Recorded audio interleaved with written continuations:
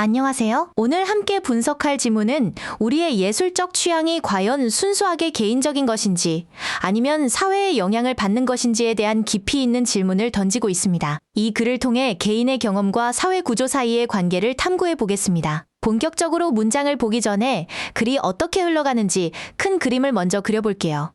처음 두 문장에서는 개인의 주관적 경험은 사회의 영향을 받을까? 라는 질문을 던집니다.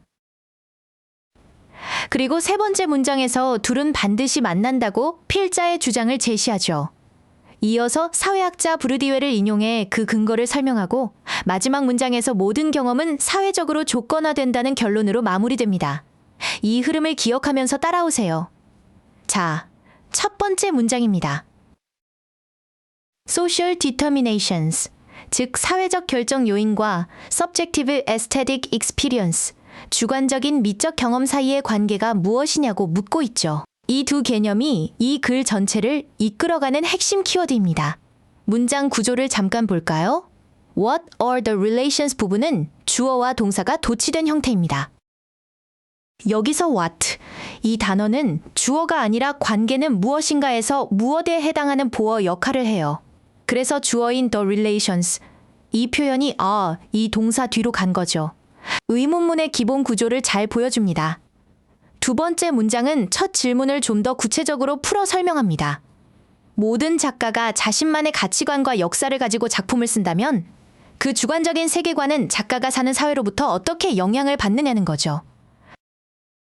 subjective vision, 이 표현이 바로 앞 문장의 subjective aesthetic experience, 이 표현을 받아주는 말입니다.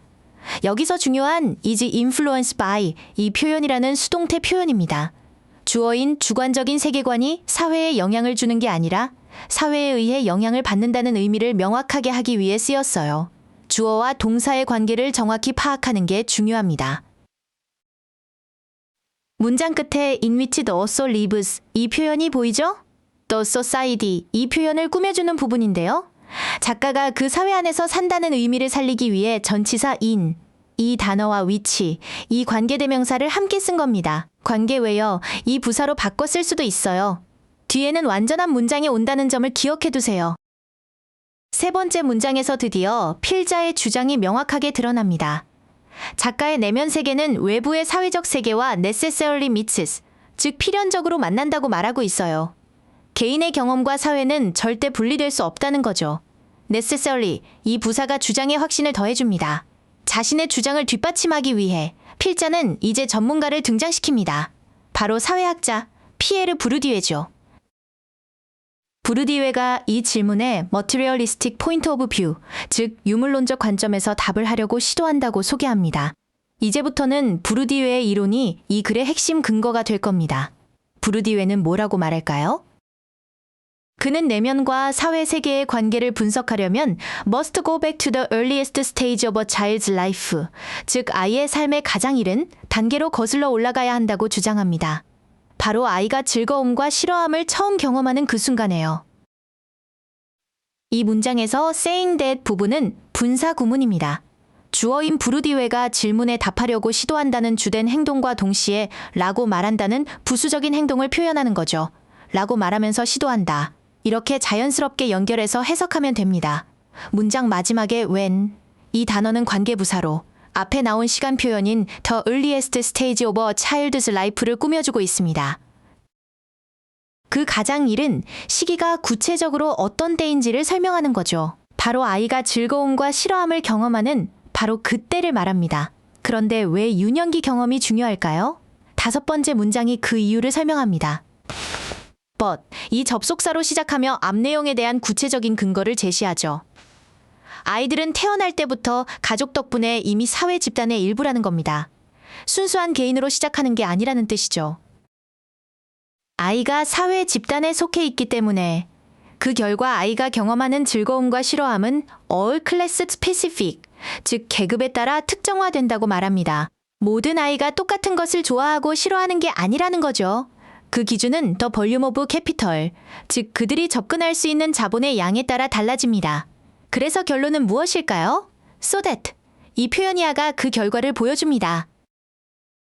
우리가 가장 순수하다고 믿는 즐거움, 즉 the purest pleasures조차도 사실은 are rooted in these socially conditioned experiences.